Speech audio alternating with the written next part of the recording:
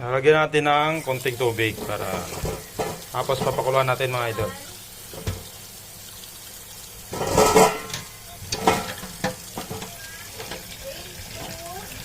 Yan, okay na yan mga idol. Yan, idol, magpapaapoy tayo.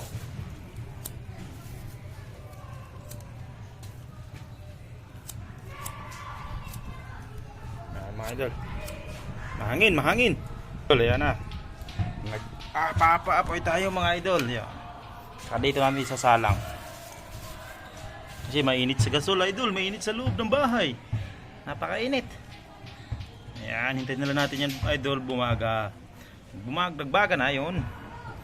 Natin ng sasalang yung ating karne. Idol, lagyan na natin ng uling. So ayan. Idol, sasalang na natin to. Ayan mga idol, hintayin na lang natin kumulo.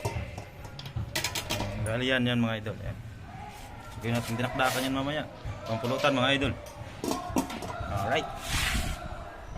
Ayan po yung aking motor mga idol. Yan. Ayan mga idol. Tayo dito sa court mga idol. Saglitan. Ayan. Tayong bata. Exercise. Ayan mga idol. At saka ito namang aking anak idol ay tinutuyo na naman mga idol. So akin na ngayong hinihiwa yung nilaga kong maskara ng baboy mga idol. Yung gagawin nating dinakdakan. So ayan mga idol, malapit ko na matapos yan. Ang makapagnanghalian na mga idol. Shoutout nga pala sa aking paring Sherwin. O ito na po yung ating pulutan. Pumunta ka na dito at tayo magtatagay. Paring Sherwin, asan ka na? Kahit 4 na lang. O beer, o kahit ano. May pulutan na tayo, inumin na lang ang kulang. Paring Sherwin, nasaan ka na ba? Yan, hiwain na natin mga idol. Malapit na tumatapos. Yan, hiwa. Isunod na natin hiwain ang sibuyas. Yan, tandahan lang idol. At masakit sa mata to eh. Ako'y napapaluha idol. At habang siya ay aking hinihiwa, ako'y napapaluha. So yan mga idol. Nung matapos ko nang hiwain yung sibuyas idol, isunod ko naman tong sili. Yan, mas masarap kainin idol pag medyo maanghang. Tapos malasa yung sibuyas. Hindi nakakaumay mga idol. Yan. Yung bali yung nilagay ko dyan ay 7 sili po mga idol. Hiniwa ko lang na maliliit para mas kumapit yung hanghang. Gustong gusto po kasi ni Mrs. yan yung medyo manghang po yung ulam namin. Mahilig po kasi siya sa sili. Yan. So ito na mga idol, timplahan na natin. Yan mga idol. Lagay na muna natin dyan. Yung mga idol, ito po pala yung aking ingredients. Ladies cheese mayonnaise. Tapos itong sibuyas na kasili. Lalagay na natin siya mga idol. Titimplahan na natin. Yan.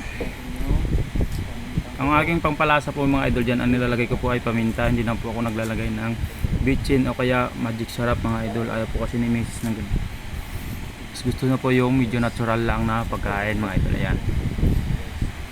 Bali po ang nilagay ko ay 4 na paminta, 4 na balot na maliliit po mga idol, yung tig pipiso po. Ayan. Ayan, lalagay po natin siya mga idol. 4 po yan. Tapos susunod natin ilalagay ay ang asin idol. So kontihan lang natin, gawa na yun po yung karning aking nilaga kanina po mga idol, ay nilagyan ko na po ng asin tsaka pamintang buo. Hindi ko lang naipakita sa video. Tapos nilagay ko po ay yun. Ayan po mga idol. Tapos sunod natin gagawin ay lalagay natin yung Ladies Choice mayonnaise. 2 piraso lang po yan mga idol na maliliit kasi wala po akong makikitang malalaki. Hindi po ako nakabili sa labas. Dito lang po ako bumili sa kapitbahay namin tindahan mga idol. Ayan, 2 piraso lang po yan. Siguradong sa tingin ko kasi naputos siya mga idol. Ayan, lagyan natin mga idol. Pagkatapos po natin lalagay yan mamaya, saka natin hahaluin mga idol. Yan mga idol. So yan, yan pangalawa na yan mga idol. Yan, bali yung paglalagay natin ay ano po natin sa taas ng lahat para mas pumantay yung lasa mga idol. Yan na, napakasarap nito mga idol, lalo na pag may alak ka kaya o 4 gin o ano mga idol. Sarap nito. O kaya beer, Alfonso. Sarap na pang pulutan to mga idol, lalo na pang ulam. Napakasarap nito. Tapos susunod natin lalagay mga idol itong kalamansi, ayan. Yung katas ng kalamansi mga idol. Bali ang nilagay ko dyan ay 6 na pirasong medyo malalaki. Yun mga idol. So ayan mga idol, haluin na natin. Ayan. Mga 3 halo lang, mga ulan lang. 5 halo pala mga idol. Para mag-mix lang yung mga ingredients natin. Para mas pumantay yung lasa at saka ayan mga idol, sobo na natin isa. Wow, napakasarap talaga idol. Panalo. Hahaha.